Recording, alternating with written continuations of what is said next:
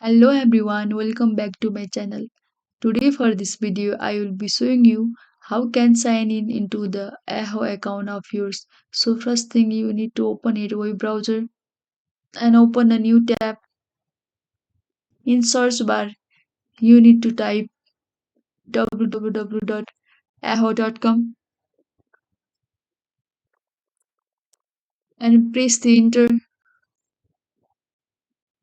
This will direct you to the official workplace of Yahoo. Once you are at the official web page, here you can see the option of sign in which is in top right. Just click on sign in. Now you need to provide your username, email or mobile and then click on next. Now you have to type your password and tap on next,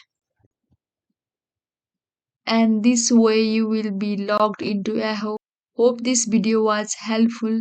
Please like and subscribe the channel and also don't forget to press bell icon. Thank you.